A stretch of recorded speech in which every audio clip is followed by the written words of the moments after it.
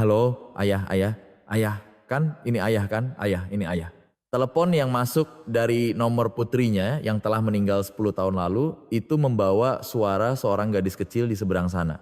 Baskara Aditama, Direktur Utama Nusantara Group, menjatuhkan gelas whiskinya dan terisak pilu. Siapakah anak ini? Mengapa ia memiliki ponsel Kirana? Ibu bilang, kalau aku menjaga ponsel ini baik-baik, suatu hari nanti ayah pasti akan menelepon. Kata Binar, seorang gadis kecil berusia 10 tahun sambil memeluk erat ponsel usang itu.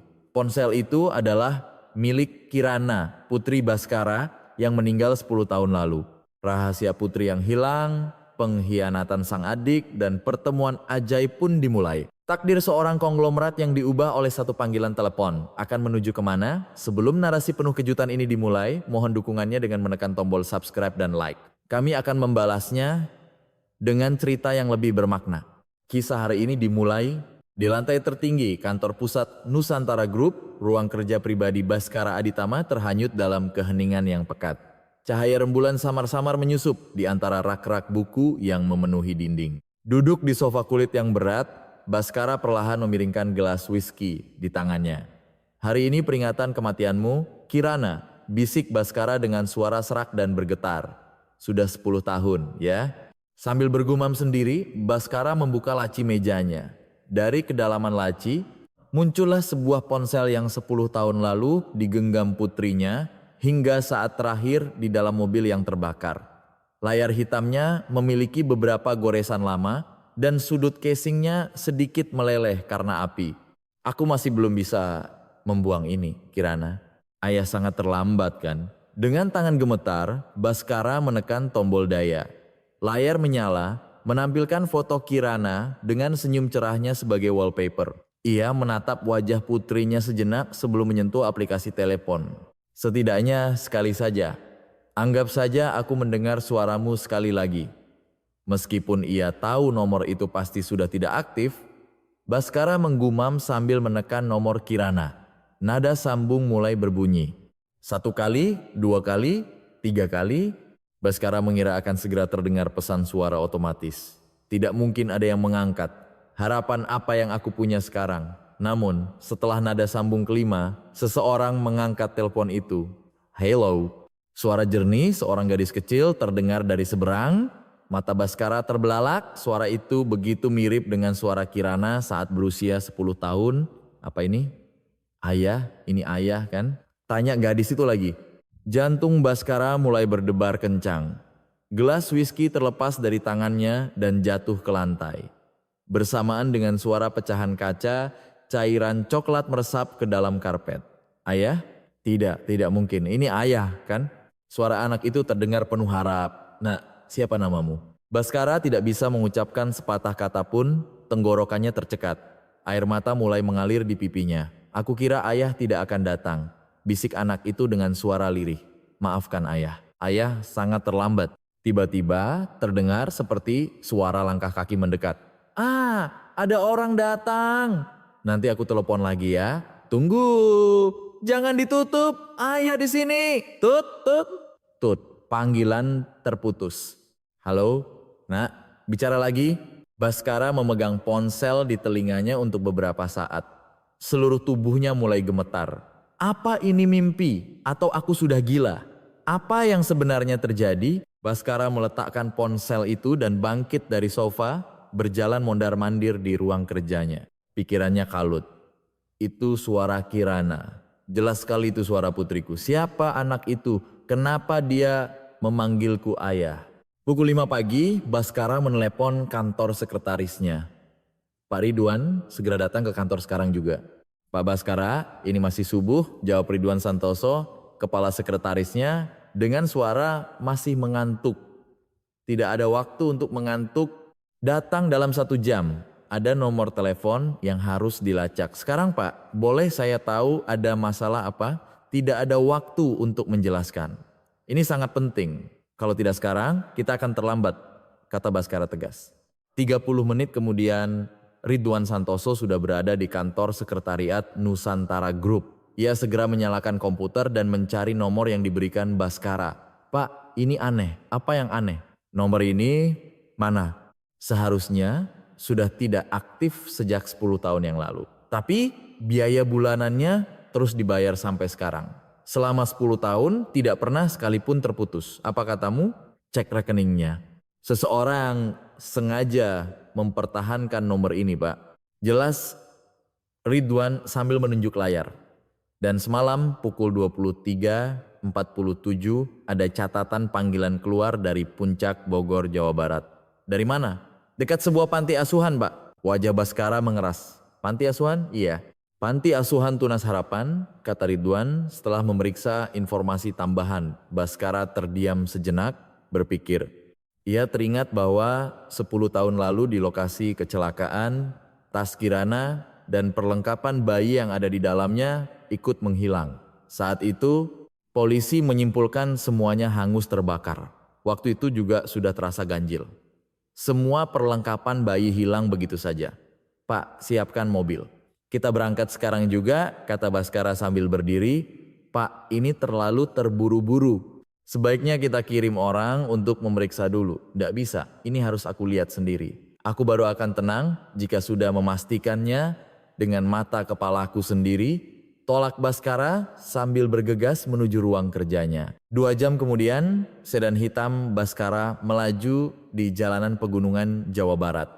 Di luar jendela mobil, hamparan kebun teh yang diselimuti kabut pagi terlewatkan. Baskara duduk di kursi belakang, terus-menerus memegang ponsel Kirana. Itu pasti suara Kirana. Sama persis dengan suaranya 10 tahun lalu. Ini bukan kebetulan, ini bukan sekadar mimpi. Siapa anak itu? Kenapa dia memanggilku ayah? Ia menggenggam erat ponsel itu. Jika dia benar-benar ada, kali ini aku tidak akan pernah melepaskannya. Pak, kita sudah sampai, kata sopir. Baskara perlahan mengangkat kepalanya. Bangunan panti asuhan muncul dari dalam kabut. Panti asuhan Tunas Harapan adalah bangunan 2 lantai yang terletak di atas bukit kecil. Meski tua, penampilannya yang bersih dan terawat memberikan kesan hangat. Di halaman, beberapa anak sedang bermain. Baskara turun dari mobil dan menatap dari balik pagar. Pandangannya terpaku pada seorang anak, seorang gadis kecil yang sedikit lebih pendek dari anak-anak lain sedang bermain ayunan. Kenapa mataku terus tertuju padanya?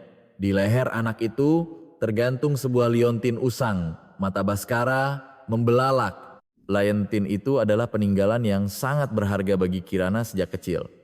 Tidak mungkin, itu pasti milik Kirana. Anak itu, Baskara bergumam sambil menyentuh pagar. Mungkinkah? Tidak mungkin. Anak itu mengangkat kepalanya dan menatap Baskara. Sesaat, pandangan mereka bertemu. Mata anak itu persis seperti mata Kirana, bahkan cara ia mengerjapkan matanya pun sama, Kirana. Tanpa sadar nama itu keluar dari bibir Baskara. Kakek. Anak itu turun dari ayunan dan perlahan mendekati Baskara. Kakek panggil aku, bukan om tapi kakek kan. Napas Baskara menjadi sesak. Nak, siapa namamu? Binar. Semua orang panggil aku Binar. Binar. Baiklah Binar. Apa semalam kau menerima telepon? Tanya Baskara dengan suara bergetar. Iya, ada telepon waktu malam. Siapa yang mengangkatnya? Aku. Aku kira itu ayah. Mata Baskara memerah. Anak itu mengeluarkan ponsel usang dari sakunya. Modelnya sama persis dengan ponsel Kirana ini. Ponsel ini milik ibu. Ibu bilang aku harus selalu membawanya. Kenapa? Katanya, suatu hari nanti ayah pasti akan menelepon ke nomor ini. Binar memeluk ponsel itu dengan erat. Makanya aku selalu pastikan baterainya terisi supaya tidak mati. Hati Baskara terasa hangat. Semua ini tidak mungkin hanya kebetulan. Binar, siapa nama ibumu? Kirana, jawab anak itu tanpa ragu. Kirana. Baskara menundukkan kepalanya. Saat itu pintu panti asuhan terbuka dan seorang wanita parubaya keluar. Ada yang bisa saya bantu? Tanya kepala panti sambil mendekati Baskara. Saya ingin tahu tentang anak ini, kata Baskara sambil menatap Binar. Anak ini? Maksud Anda Binar, dia dititipkan di sini 10 tahun yang lalu. 10 tahun lalu, siapa yang menitipkannya? Seorang pria. Beliau tidak mau menyebutkan namanya. Apa yang dia katakan? Dia bilang anak ini tidak bersalah dan kepala panti berhenti sejenak. Dia meminta kami untuk menyimpan ponsel ini baik-baik. Katanya jangan sampai hilang. Kenapa? Karena ayahnya suatu hari nanti pasti akan menelepon ke nomor ini. Mendengar itu Baskara tidak lagi ragu. Ya, anak ini matanya berkaca-kaca. Dia putri Kirana, cucu perempuanku. Baskara perlahan mendekati Binar. Binar, kakek sudah datang. Binar menatapnya sejenak, lalu bertanya dengan hati-hati, benar, kakek sungguhan. Baskara mengangguk. Ya, kau tidak akan sendiri lagi. Kakek akan menjagamu. Pada saat yang sama, di ruang kerja Wakil Direktur Utama Nusantara Group, Banyu Aditama sedang menerima laporan dari sekretarisnya. Apa? Kakak pergi keluar kota pagi-pagi sekali? Tanya Banyu sambil mengangkat kepalanya dari meja. Benar Pak, terpantau menuju ke arah Jawa Barat. Jawa Barat? Untuk apa ke sana? Bukankah sudah kubilang hari ini ada rapat Dewan Direksi? Di hari sepenting ini, ekspresi Banyu semakin menegang. Ingatan 10 tahun lalu melintas di benaknya. Jangan-jangan ini ada hubungannya dengan kejadian itu? Ia sontak berdiri. Panggil seluruh tim keamanan sekarang juga. Lacak pergerakan kakakku. Kemana dia pergi? Siapa yang dia temui? Laporkan setiap detailnya tanpa terlewat. Baik Pak Wakil. Banyu berjalan ke jendela dan menatap keluar. Kakak tiba-tiba bergerak hanya karena satu alasan. Itu artinya dia sudah tahu kalau anak itu masih hidup. Tangannya terkepal erat. Sementara itu, di panti asuhan, Baskara sedang berbicara dengan Binar. Binar, dengarkan kakek baik-baik ya, kata Baskara sambil berlutut agar sejajar dengan mata Binar. Iya, Binar mengangguk. Apa kau punya ingatan tentang ibumu? Sedikit saja tidak apa-apa. Aku tidak begitu ingat, kata Binar setelah berpikir sejenak. Tapi ibu suka menyanyikan lagu untukku. Waktu mau tidur, pelan sekali nyanyinya. Bibir Baskara bergetar. Ya, ibumu menyanyikan lagu untukmu? Terus Binar membuka mulut lagi. Ibu bilang, kakek itu orang baik, orang yang bisa dipercaya. Mata Baskara kembali berkaca-kaca. Apakah itu berarti Kirana tidak pernah membencinya sampai akhir? Kirana, terima kasih. Binar, kata Baskara setelah menenangkan diri. Kakek ingin membawamu pulang dan merawatmu. Kita makan bersama, kakek akan menyekolahkanmu dan menemanimu saat kau sakit. Bagaimana? Binar terdiam sejenak menatap Baskara. Lalu ia perlahan mengangguk. Aku tidak keberatan. Aku merasa nyaman kalau bersama kakek. Setelah hening sejenak, Binar bertanya lagi dengan hati-hati. Tapi kek, apa kakek itu ayahku? Pertanyaan itu membuat Baskara terdiam. Ia bingung bagaimana harus menjelaskan kebenaran yang rumit kepada anak sekecil itu. Binar, soal ayah, kita bicarakan nanti. Ya, untuk sekarang ingat saja kalau kakek ada di sisimu. Ia menggenggam tangan anak itu dengan lembut. Mulai sekarang kau tidak akan sendirian lagi. Seminggu kemudian, di kantor sekretariat Nusantara Group, Ridwan Santoso membawa sebuah amplop menuju ruang kerja Baskara. Wajahnya tegang. Pak, hasil tes DNA sudah keluar, kata Ridwan sambil menyerahkan amplop. Dengan tangan gemetar, Baskara merobek amplop itu.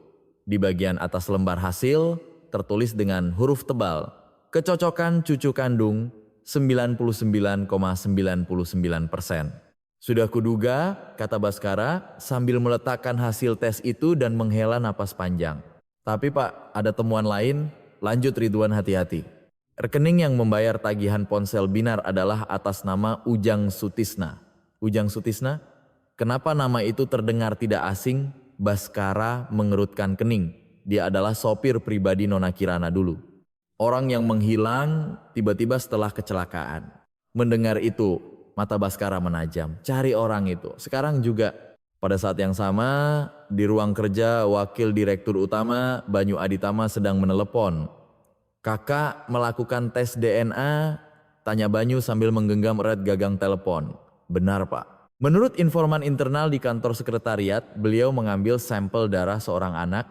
Jawab suara di seberang telepon. Wajah Banyu memucat. Ingatan pada hari itu 10 tahun lalu kembali dengan jelas. Dapatkan hasil tes itu. Lakukan dengan cara apapun, perintah Banyu dengan geram. Di panti asuhan Tunas Harapan, Baskara sedang berjalan-jalan di halaman bersama Binar. Binar menggandeng tangan Baskara dan berlari-lari kecil dengan riang. "Kakek, lihat ini." Binar menghampiri Baskara sambil membawa sebuah kotak kecil. "Apa ini?" tanya Baskara sambil menerima kotak itu. Di dalamnya ada sebuah buku harian usang. Di sampulnya tertulis nama Kirana dengan tulisan tangan yang indah. Jantung Baskara mulai berdebar. Ini tulisan ibu. Ibu kepala panti yang menyimpannya. Jelas Binar. Baskara membuka buku harian itu. Tulisan tangan Kirana yang familiar muncul. "Ayah tidak tahu kalau aku mencintai Mas Bima. Tapi paman terus menghalangi kami. Aku harus berhati-hati dengan paman." Saat membaca kalimat itu, Baskara merinding. "Berhati-hati dengan paman," gumam Baskara. "Kakek, apa paman itu orang jahat?" tanya Binar dengan polos. Baskara tidak bisa menjawab. Wajah adiknya, Banyu Aditama, terbayang di benaknya. Malam itu, Baskara meninggalkan Binar di panti asuhan dan kembali ke Jakarta. Ia segera mengumpulkan staf sekretariat. "Mulai hari ini blokir seluruh akses jaringan keamanan internal grup dari Wakil Direktur Utama Banyu Aditama," perintah Baskara tegas. "Pak, jika kita melakukan itu, Pak Banyu pasti akan marah besar," kata Ridwan khawatir. "Aku tidak peduli, laksanakan segera." Keesokan paginya, Banyu menyadari bahwa otoritas keamanannya telah dibatasi. "Apa-apaan ini?" teriak Banyu sambil menatap layar komputernya. Ia segera menuju ruang kerja Baskara. "Kak, ini keterlaluan," kata Banyu sambil membuka paksa pintu ruang kerja. "Siapa yang keterlaluan?" jawab Baskara dengan suara dingin. "Apa maksud kakak?" Banyu memasang ekspresi bingung. "Kirana menulis di buku hariannya untuk berhati-hati denganmu," kata Baskara sambil menyodorkan buku harian itu ke hadapan Banyu. Wajah Banyu seketika menegang. "Kak, itu cuma salah paham Kirana. Aku sangat menyayangi keponakanku," kata Banyu sambil memaksakan senyum. "Benarkah?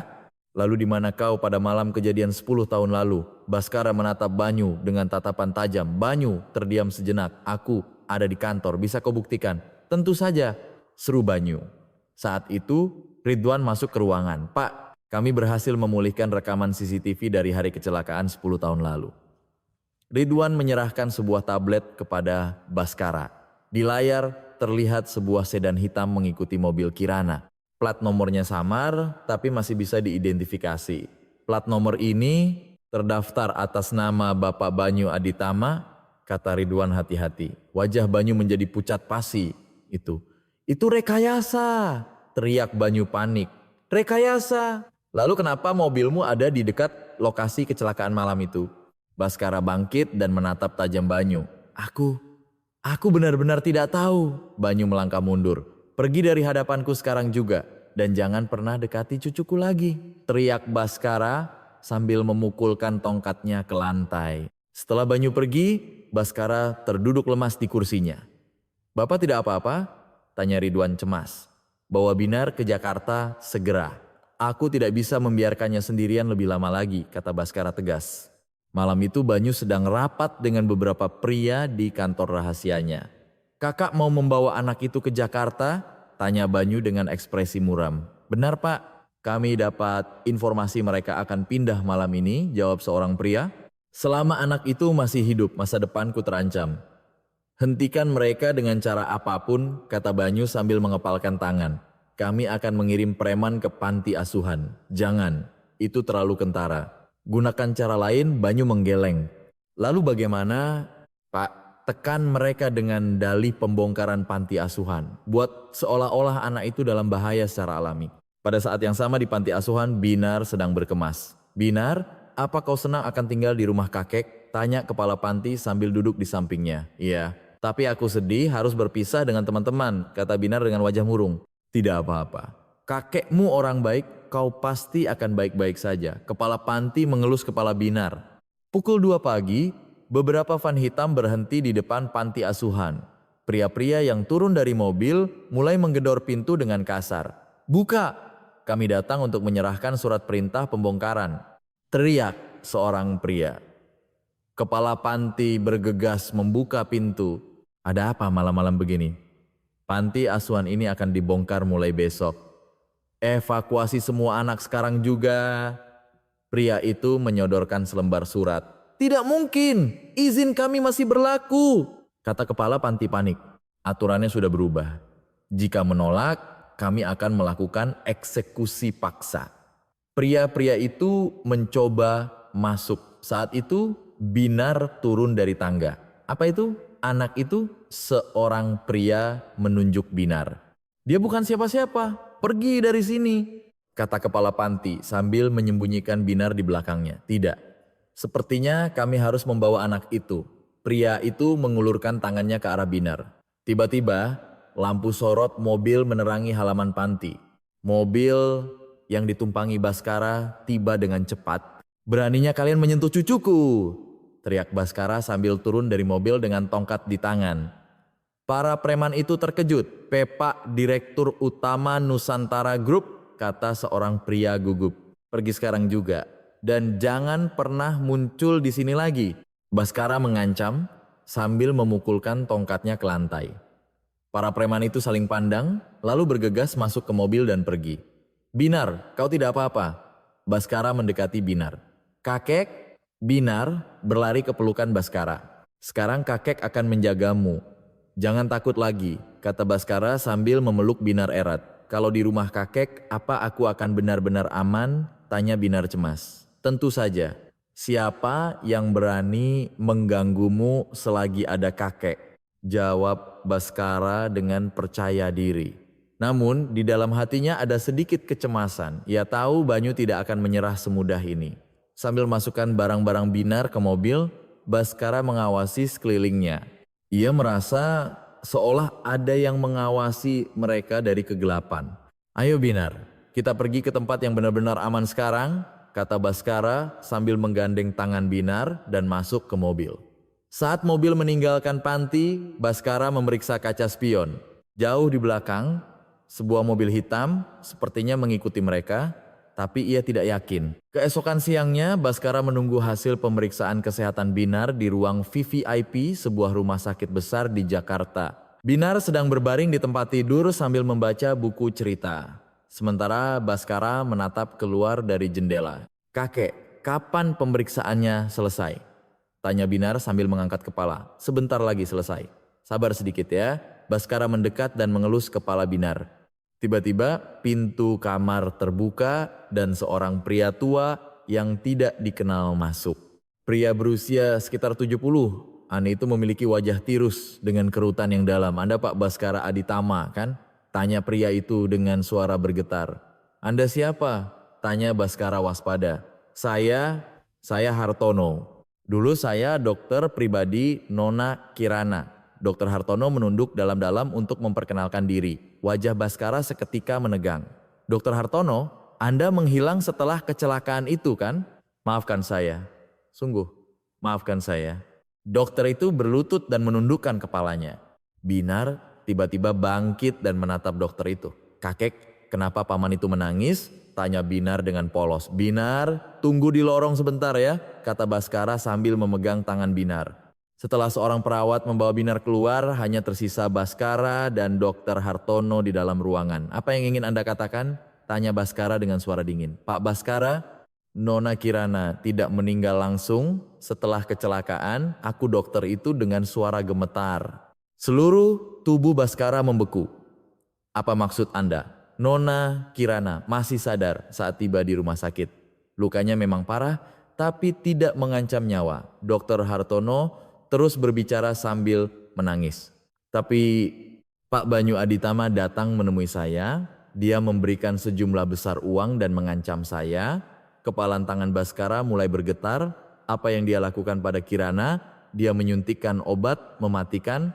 Dan saya dipaksa membuat surat keterangan kematian palsu. Pengakuan dokter itu membuat Baskara harus bersandar ke dinding. Kakinya lemas dan sulit untuk berdiri. Tapi saat itu saya baru tahu kalau Nona Kirana sedang hamil. Usia kandungannya 8 bulan. Hamil? Tanya Baskara dengan ekspresi tidak percaya. Iya. Dengan sisa tenaganya, Nona Kirana memohon pada saya. Dia minta agar bayinya diselamatkan. Tenggorokan Dr. Hartono tercekat, tidak bisa melanjutkan kata-katanya. Saya melakukan operasi caesar darurat. Bayinya selamat. Bayi itu adalah Binar, gumam Baskara. Di saat-saat terakhirnya, Nona Kirana berpesan pada saya. Dia bilang dia minta maaf pada ayah dan dia sangat mencintai ayah. Mendengar itu, air mata Baskara mengalir deras. Jadi Kirana benar-benar, iya, dia meninggal dunia sesaat setelah melahirkan. Dia mengorbankan nyawanya untuk menyelamatkan putrinya. Saat itu, pintu kamar terbuka dengan kasar dan beberapa pria masuk. Di barisan paling depan, berdiri Banyu Aditama. Kak, sedang membicarakan cerita seru apa? Tanya Banyu dengan senyum mengejek. Banyu! Baskara menatap adiknya dengan mata penuh amarah. Dokter Hartono, lama tidak bertemu. Selama ini bersembunyi di mana? Banyu mendekati dokter itu. Tolong, jangan lagi. Dokter Hartono gemetar ketakutan dan melangkah mundur. Sudah terlambat. Anda sudah menceritakan semuanya kan? Banyu memberi isyarat dan anak buahnya menangkap Dokter Hartono. Lepaskan dia, lepaskan orang itu. Baskara mencoba maju dengan tongkatnya. Namun, seorang anak buah menghalanginya. Pak, ini berbahaya. Minggir. Baskara mengayunkan tongkatnya, tapi tubuhnya tidak menurut. Tubuh tuanya tidak mampu melawan pria-pria muda itu. Kak, permainannya sudah selesai, kata Banyu sambil mengeluarkan sebuah perangkat kecil dari sakunya. Tahu ini apa? Ini remote pengatur ventilator oksigen Binar. Wajah Baskara memucat. Jangan-jangan kalau aku tekan tombol ini, anak itu akan mati lemas. Pelan-pelan sekali, kata Banyu sambil menggoyangkan perangkat itu. Kau gila, dia itu keponakanmu, teriak Baskara. Keponakan? Aku tidak peduli. Yang aku mau hanya Nusantara Group. Banyu tertawa dingin. Apa maumu? Tanya Baskara dengan geram. Sederhana, tanda tangani surat pengalihan seluruh kepemilikan grup. Nanti anak itu akan aku selamatkan. Banyu menyodorkan selembar surat. Baskara menatap surat itu bimbang. Ia harus memilih antara nyawa cucunya dan grup yang telah ia bangun seumur hidup. Waktu tidak banyak, Kak. Cepat putuskan, desak Banyu. Baskara mengambil pena dengan tangan gemetar. Wajah Binar terbayang di benaknya. Baik, aku akan tanda tangan. Saat Baskara hendak membubuhkan stempelnya, pintu kamar terbuka lagi. Polisi! Semua angkat tangan. Inspektur Rahmat masuk bersama beberapa polisi. Di belakangnya, seorang pria berusia 30-an mengikuti. Bima, gumam Baskara kaget. Pak Baskara, lama tidak bertemu. Bima menunduk hormat pada Baskara. Bagaimana kau bisa di sini? Kirana meninggalkan bukti yang sebenarnya. Bima mengeluarkan sebuah USB. Di dalamnya ada rekaman percakapan Kirana dengan Pak Banyu sesaat sebelum dia meninggal. Wajah Banyu menegang. Tidak ada hal seperti itu semua rekayasa, teriak Banyu. Rekayasa? Lalu apa ini juga rekayasa? Inspektur Rahmat mengeluarkan USB lain. Ada rekaman anak buah Anda merusak rem mobil Nona Kirana. Banyu tidak bisa lagi mengelak. Saat polisi hendak memborgolnya, tiba-tiba Binar berlari masuk ke kamar. Kakek, aku tidak bisa bernapas. Binar memegangi dadanya lalu jatuh pingsan. Binar! Baskara bergegas memeluk Binar. Dokter, suster, cepat, teriak Bima ke arah ruang perawat. Tim medis segera datang, membaringkan Binar di tempat tidur dan memulai penanganan darurat. Saturasi oksigennya turun drastis, lapor seorang perawat. Baskara menggenggam erat tangan Binar. Ia bisa merasakan tangan kecil itu semakin dingin. Binar, sadarlah. Kakek di sini, kata Baskara dengan suara bergetar. Seorang dokter memeriksa hasil tes dan memasang wajah serius. Zat beracun yang disuntikkan 10 tahun lalu baru bermanifestasi sekarang.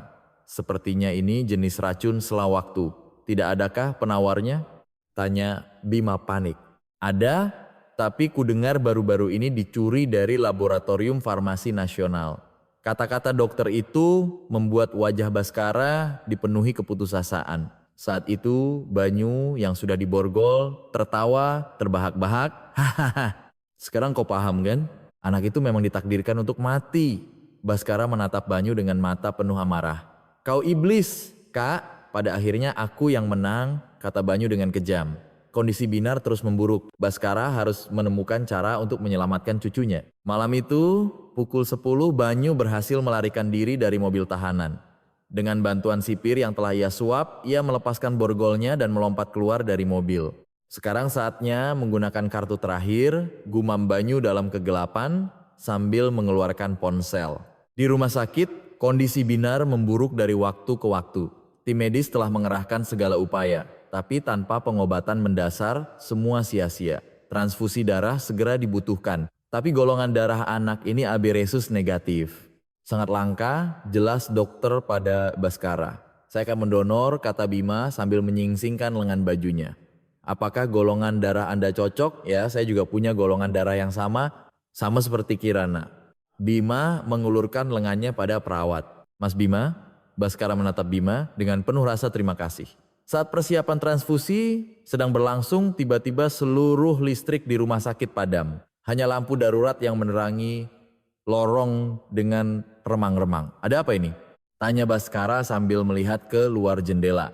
Sepertinya ada yang memutus aliran listrik dari luar, lapor Inspektur Rahmat melalui walkie-talkie.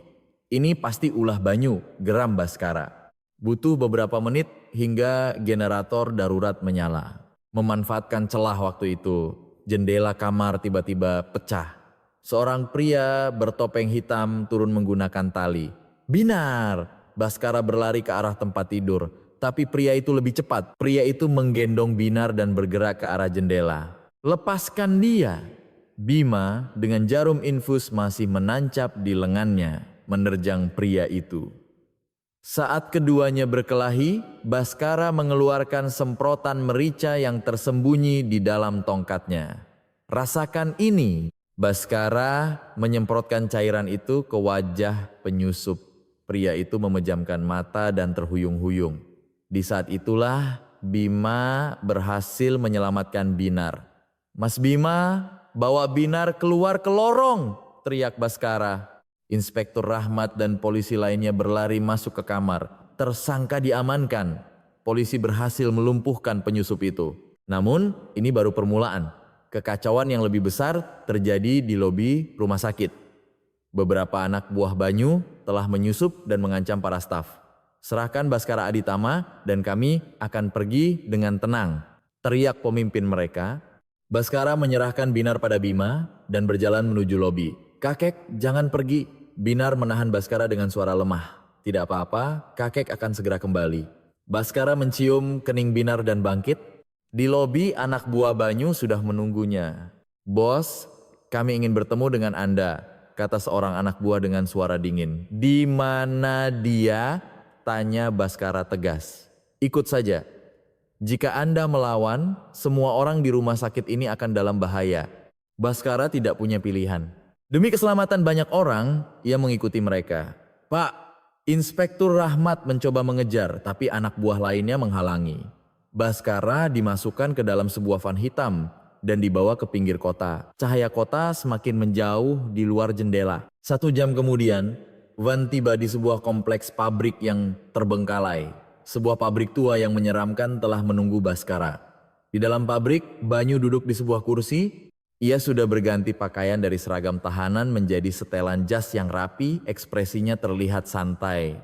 Kak, lama tidak bertemu, sapa Banyu dengan senyum mengejek. Banyu, hentikan semua ini, kata Baskara dengan suara lelah. Hentikan? Ini baru permulaan. Banyu perlahan berjalan mengelilingi Baskara. Binarto akan mati juga karena penawarnya ada padaku. Banyu mengeluarkan sebuah botol kaca kecil dan menggoyangkannya. Sebuah ampul berisi cairan bening. Berikan itu padaku. Baskara mengulurkan tangan ke arah ampul. Tidak bisa. Ini asuransi terakhirku, kata Banyu sambil memasukkan kembali ampul itu ke sakunya. Apa maumu? Ambil saja grup ini, kata Baskara putus asa. Sudah terlambat, Kak. Kau sudah tahu terlalu banyak. Banyu memberi isyarat pada anak buahnya. Mereka mulai mengikat Baskara ke sebuah kursi. Banyu, apa kita benar-benar harus menjadi saudara seperti ini? Baskara mencoba membujuk adiknya untuk terakhir kali.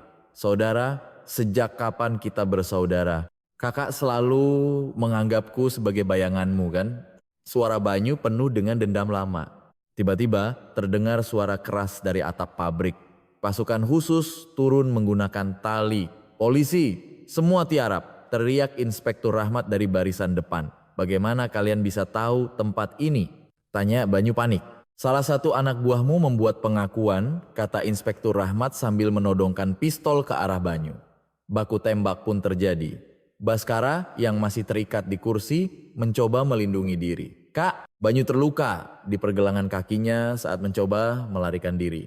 Serahkan penawarnya. Inspektur Rahmat mendekati Banyu yang tersungkur. Tidak akan pernah Banyu hendak membanting ampul itu ke lantai.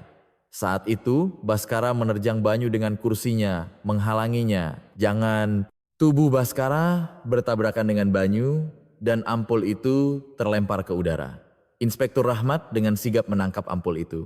Sudah diamankan, teriak Inspektur Rahmat ke walkie-talkie. Harapan terakhir Banyu pupus, ia benar-benar hancur. Aku tidak bisa menang, tidak akan pernah bisa menang, gumam Banyu saat ditangkap. Bapak tidak apa-apa. Inspektur Rahmat melepaskan ikatan Baskara. Bagaimana Binar? Tanya Baskara panik. Mas Bima sedang dalam perjalanan ke rumah sakit dengan helikopter.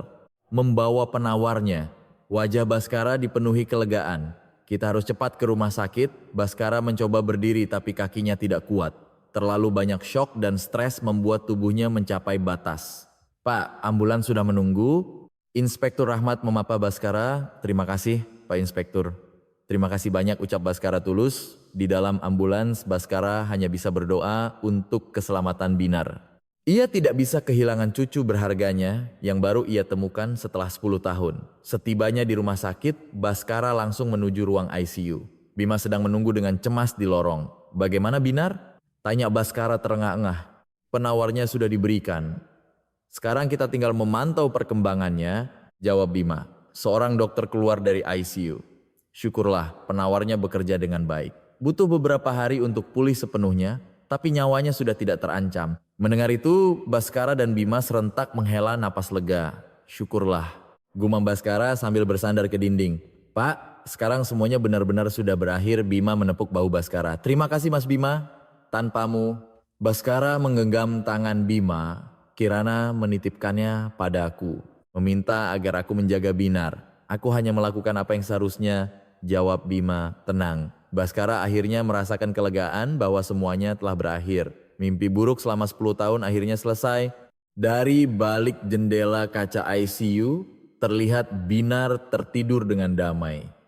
Menatapnya, Baskara bertekad untuk memulai awal yang baru. 3 bulan kemudian, Baskara sedang merapikan pekerjaan terakhirnya di ruang Direktur Utama Nusantara Group.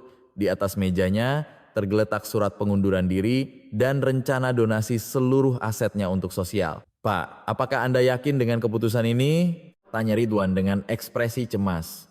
Ini jalan yang benar. Waktu bersama Binar jauh lebih berharga sekarang, kata Baskara sambil menatap keluar jendela. Tiba-tiba pintu terbuka dan Binar berlari masuk. Binar yang telah pulih sepenuhnya terlihat jauh lebih ceria.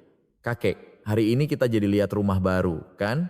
Binar bergelayut di lengan Baskara. Tentu saja. Karena Binar yang minta, kita pasti pergi. Baskara mengelus kepala Binar. Bima juga ikut masuk. Mengenakan setelan jas, ia kini berperan sebagai asisten pribadi Baskara. Saya sudah membawa surat kontrak untuk rumah di Puncak, Pak, kata Bima sambil menyerahkan dokumen. Bagus. Ini benar-benar awal yang baru, kata Baskara sambil menandatangani kontrak. Sore harinya diadakan acara perpisahan untuk Baskara yang dihadiri seluruh karyawan. Aula utama dibanjiri air mata. Terima kasih kepada Bapak Baskara Aditama yang telah memimpin Nusantara Group selama 40 tahun, kata CEO yang baru sambil menyerahkan karangan bunga. Saya bisa sampai di sini berkat kalian semua. Sekarang saya serahkan grup ini di tangan kalian, ucap Baskara dalam pidato perpisahannya. Para karyawan memberikan tepuk tangan meriah. Halaman terakhir dari sejarah 40 tahun Nusantara Group telah ditutup. Kakek, jangan menangis, Binar menggenggam tangan Baskara. Ini air mata bahagia, Binar. Kakek saat ini adalah orang yang paling bahagia, kata Baskara sambil menggendong Binar. 2 hari kemudian, Baskara, Binar, dan Bima pindah ke rumah baru mereka di Puncak. Rumah 2 lantai dengan halaman dan taman yang luas. Wow, luas sekali. Teriak Binar sambil berlari-larian di halaman. Binar, kita buat kebun bunga di sini. Yuk, kata Baskara sambil membawa cangkul dan mendekati Binar. Iya, tanam bunga mawar kesukaan kakek juga. Ya, Binar bertepuk tangan gembira. Bima sedang membuat sebuah bengkel kerja kecil di sudut halaman. Aku akan membuat papan nama Bengkel Kirana, kata Bima sambil menghaluskan kayu. Kirana pasti akan menyukainya. Baskara menepuk bahu Bima. Malam harinya, mereka bertiga makan malam bersama untuk pertama kalinya. Salad buatan Binar juga tersaji di meja. Kakek, aku senang kita bisa bersama setiap hari sekarang, kata Binar dengan senyum cerah. Kakek juga, Binar. Tidak ada yang bisa lebih membahagiakan dari ini, jawab Baskara tulus. Malam harinya setelah Binar tidur, Baskara dan Bima minum teh di ruang tamu. Semua ini terasa seperti mimpi, kata Bima sambil mengangkat cangkir tehnya. Kau begitu mencintai Kirana. Ya, maafkan aku, Baskara menunduk. Itu masa lalu, Pak. Sekarang yang terpenting adalah kita bersama demi Binar, jawab Bima tenang. Terima kasih banyak. Mulai sekarang, kau adalah putraku. Baskara menggenggam tangan Bima. 1 bulan kemudian, Baskara meresmikan pendirian Yayasan Kemanusiaan Kirana Binar. Tujuan utamanya adalah memberikan bantuan biaya medis dan pendidikan untuk anak-anak panti asuhan. Yayasan ini saya dirikan atas nama putri saya, Kirana, dan cucu saya, Binar, umumkan Baskara di hadapan para wartawan. Kedepannya, kami akan mendukung anak-anak panti asuhan di seluruh negeri agar bisa tumbuh sehat. Binar berdiri di samping Baskara dan ikut memotong pita. Saat sesi foto, Binar tersenyum cerah. Kakek kita yang membantu mereka, kan? Benar. Kita membagikan cinta yang kita terima kepada anak-anak lain, jelas Baskara sambil menggendong Binar. Setelah yayasan berdiri, hidup Baskara menjadi lebih tenang. Pagi hari ia berjalan-jalan dengan Binar, sore harinya berkebun. Kakek, nama bunga ini apa? Tanya Binar sambil menunjuk mawar merah. Ini bunga yang kakek tanam untuk ibumu, kata Baskara sambil mengelus kelopak mawar. Apa ibu juga suka bunga ini? Tentu. Ini bunga favorit Kirana. Suara Baskara terdengar penuh kerinduan. Malam harinya, Baskara mengajari Binar bermain piano. Piano lama milik Kirana telah disetel ulang dan diletakkan di ruang tamu. Lagu ini dulu sering dimainkan oleh ibumu. Baskara menekan tuts piano. Binar mengikutinya dengan terbata-bata tapi penuh semangat. Melodi yang indah memenuhi seisi rumah. Kakek, apa ibu bisa mendengar permainan kita dari surga? Tentu saja bisa. Ibu pasti bahagia melihat Binar tumbuh cantik seperti ini. Baskara memeluk Binar erat. Pada akhir pekan, mereka mengundang teman-teman Binar dari panti asuhan untuk berpesta. Melihat anak-anak berlarian di halaman luas, Baskara merasakan kebahagiaan yang mendalam. Kakek baik sekali, kata anak-anak sambil mengerumuni Baskara. Harapan kakek adalah agar kalian semua tumbuh sehat. Baskara mengelus kepala mereka satu persatu. Di tengah hari-hari yang damai itu, suatu malam Baskara sedang merapikan peninggalan Kirana di ruang kerjanya. Ia membuat sebuah ruang memorial kecil di lantai bawah untuk menyimpan barang-barang putrinya. Kirana, Binar tumbuh dengan sangat baik, gumam Baskara pada foto Kirana, berkat cinta yang kau tinggalkan, kakek juga bisa menjalani hidup baru. Malam itu, untuk pertama kalinya dalam waktu yang lama, ia tertidur lelap tanpa mimpi buruk. Keesokan paginya Binar membangunkan Baskara. Kakek, bangun, katanya hari ini mau ke pantai. Oh ya, Binar mau lihat laut ya. Baskara bangkit sambil tersenyum. Mereka bertiga pergi ke pesisir pantai Anyer. Binar berlari-larian di hamparan pasir luas sambil mengumpulkan kerang. Kakek, ayah Bima. Sini, kita buat istana pasir, teriak Binar sambil melambaikan tangan. Baskara dan Bima bergabung dengan Binar dan membuat istana pasir bersama. Hingga matahari terbenam, mereka menghabiskan waktu yang membahagiakan di pantai. Kakek, hari ini hari yang paling membahagiakan, kata Binar sambil memeluk lengan Baskara. Kakek juga, Binar. Bagi kakek, hari ini juga yang paling bahagia, jawab Baskara sambil menatap laut. Namun, awan gelap mulai mendekati kehidupan damai mereka. Malam itu, sebuah pesan masuk ke ponsel Baskara dari nomor tak dikenal. Ini belum berakhir. Kita akan segera bertemu. Wajah Baskara menegang. Banyu jelas berada di penjara, jadi pesan apa ini? Tapi Baskara tidak ingin membuat Binar khawatir. Ia menghapus pesan itu dan bersikap seolah tidak terjadi apa-apa. Beberapa hari kemudian, pukul 8 pagi, Baskara terbangun oleh suara teriakan Binar. Ia bergegas ke kamar Binar dan menemukan anaknya terbaring di tempat tidur, batuk darah. Binar! Baskara mengangkat tubuh Binar. Kakek, perutku sakit sekali, gumam Binar dengan wajah pucat. Bima, cepat ke sini, teriak Baskara sekuat tenaga. Bima berlari dari bengkelnya dan langsung memahami situasi. Saya telepon ambulans. Bima segera menelepon. Ambulans butuh waktu 10 menit untuk tiba. Selama itu, kondisi Binar terus memburuk. Kesadarannya menurun, kata petugas medis, tolong, dia harus baik-baik saja. Gumam Baskara di dalam ambulans sambil menggenggam erat tangan Binar. Di rumah sakit, tim medis melakukan tindakan darurat. Hasil pemeriksaan keluar dan dokter menemui Baskara dan Bima dengan wajah serius. Zat beracun yang disuntikkan 10 tahun lalu belum sepenuhnya hilang. Racun itu dirancang untuk aktif kembali saat bereaksi dengan hormon pertumbuhan tertentu pada anak. Penjelasan dokter membuat wajah Baskara pucat pasi. Apa maksudnya itu? Tanya Bima panik. Penawarnya? Tanya Baskara. Ada penawar bernama NTSI, tapi penawar itu baru saja dicuri dari Laboratorium Farmasi Nasional. Kata-kata dokter membuat mereka putus asa. Saat itu ponsel Baskara berdering. Nomor tak dikenal, Baskara mengangkatnya dengan tangan gemetar. Halo? Kak, lama tidak bertemu, suara Banyu terdengar. Seluruh tubuh Baskara membeku. Banyu? Bukankah kau di penjara? Penjara?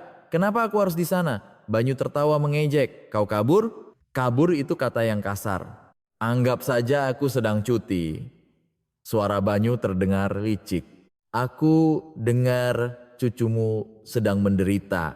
Kasihan sekali. Jangan-jangan kau yang mencuri penawarnya. Tepat sekali. Aku yang memegangnya. Aku Banyu.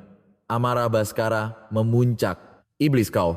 Kenapa kau lakukan ini pada anak yang tidak bersalah? Tidak bersalah? Selama dia hidup, jalanku akan selalu terhalang, jawab Banyu dingin. Apa maumu? Teriak Baskara. Sederhana. Saham tanpa nama dan obligasi senilai 100 miliar rupiah. Maka penawarnya akan kuberikan. Banyu memberikan syaratnya. Baik, akan kusiapkan semuanya. Tapi kirim penawarnya dulu. Tidak bisa. Kau pikir aku bodoh? Tolak Banyu. Lalu bagaimana? Kita bertemu langsung malam ini jam 12 di Dermaga 3 Pelabuhan Tanjung Priok. Datang sendiri.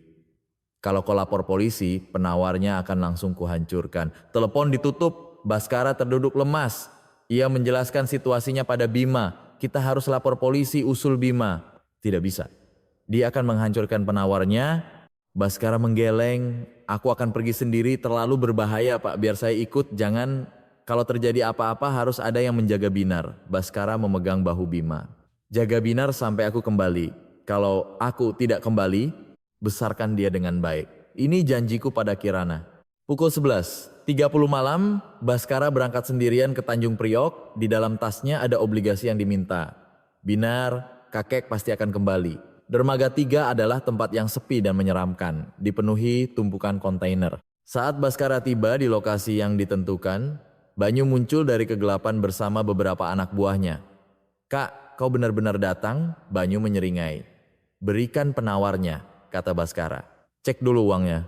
Baskara membuka tas dan menunjukkan isinya. Sekarang berikan penawarnya. Kakak benar-benar naif. Tiba-tiba Banyu mengeluarkan pistol dan menodongkannya pada Baskara. Jangan-jangan penawarnya tidak pernah ada. Sudah kuhancurkan. Banyu tertawa, kejam. Kau gila. Kakak juga harus lenyap bersama anak itu. Barulah aku bisa benar-benar bebas.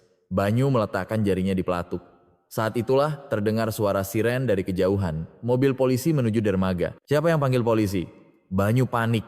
Memanfaatkan kekacauan itu, Baskara memukul tangan Banyu dengan tongkatnya. Pistol terlepas. Keduanya bergulat di lantai memperebutkan pistol itu sebelum polisi tiba dan melumpuhkan Banyu. Penawarnya, apa benar-benar tidak ada? Tanya Baskara putus asa. Banyu hanya tertawa mengejek hingga akhir.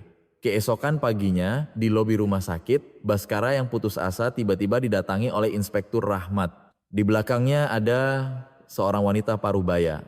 "Pak, ada kabar baik," teriak Inspektur Rahmat. "Ini Ibu Dokter Iriana, peneliti dari Laboratorium Farmasi Nasional. Beliau adalah pengembang NTSY." Pengembang jadi penawarnya. Mata Baskara berbinar penuh harap. Yang dicuri dari lab hanya sampel kecil. "Saya masih menyimpan formula dan bahan bakunya secara rahasia," kata Dokter Iriana sambil mengeluarkan sebuah botol kecil. Ternyata Banyu hanya berhasil mencuri sampel umpan. Dengan cepat, penawar itu diberikan pada Binar. Beberapa jam kemudian, keajaiban terjadi. "Tingkat racunnya menurun drastis," kata dokter dengan gembira. Baskara dan Bima berpelukan, menangis bahagia. Sore harinya Binar sadar, kakek sudah menjagaku kan? "Sekarang aku yang akan jaga kakek," kata Binar sambil menyeka air mata Baskara. 1 tahun kemudian, kehidupan di puncak berjalan damai. Baskara yang kini dipanggil Eyang Baskara oleh penduduk desa menghabiskan hari-harinya berkebun dengan Binar. Bima membuka bengkel kirana yang sukses. Yayasan Kirana Binar telah membantu ribuan anak di seluruh Indonesia. Banyu Aditama divonis penjara seumur hidup, mengakhiri terornya untuk selamanya. Suatu sore, saat merapikan barang-barang lama Kirana, Binar menemukan sebuah kaset tua. Baskara memutarnya. Terdengar suara Kirana, "Ayah, selamat ulang tahun. Ayah, aku hamil. Ayah akan punya cucu. Nanti kita besarkan dia bersama ya. Aku, ayah, dan orang yang aku cintai." Air mata Baskara mengalir, tapi kali ini adalah air mata kebahagiaan. "Ibu bicara tentang kita," kata Binar takjub. "Iya, sepertinya ibu sudah tahu dari dulu." Baskara memeluk Binar. "Kita benar-benar hidup seperti yang ibu inginkan," kata Bima terharu. Malam itu, mereka bertiga mengunjungi makam Kirana di sebuah bukit kecil yang damai.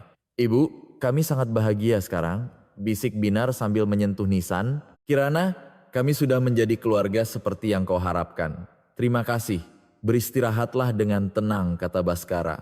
Ponsel lama Kirana kini menjadi milik Binar, nomornya telah resmi dialihkan. Sebuah simbol bahwa cinta terus berlanjut. Pagi menjelang, tawa Binar memenuhi seisi rumah saat ia bermain dengan anak anjing di halaman. Bima menyiapkan sarapan sambil bersenandung. Baskara membaca koran di ruang tamu, merasakan kedamaian yang tak ternilai. "Eyang, ayo sarapan," Binar menggandeng tangannya. Tawa mereka bertiga bergema, mengisi rumah dengan kehangatan. Baskara telah kehilangan kekayaan dan kekuasaan, tapi ia menemukan sesuatu yang jauh lebih berharga. Di tengah kedamaian sejati yang ia temukan setelah 10 tahun, Baskara Aditama menulis bab terakhir hidupnya dengan cara yang paling indah. Kisah Baskara Aditama dan cucunya Binar yang dimulai dengan satu panggilan telepon ajaib telah berakhir. Seorang pengusaha dingin yang mengejar uang dan kekuasaan akhirnya menemukan arti cinta keluarga sejati, melengkapi babak akhir hidupnya dengan indah. Melalui Binar, cucu yang secara ajaib ia temukan kembali, Baskara belajar apa hal yang paling berharga di dunia. Hidupnya yang tersisa dipenuhi dengan kebahagiaan sejati. Kisah Baskara mengajarkan kita bahwa terkadang di saat tergelap dalam hidup, kita justru menemukan cahaya yang paling terang. Semoga cerita ini memberikan pesan harapan untuk Anda. Jika Anda mendengarkan cerita ini sampai akhir, mohon tinggalkan komentar, saya sudah mendengarkan.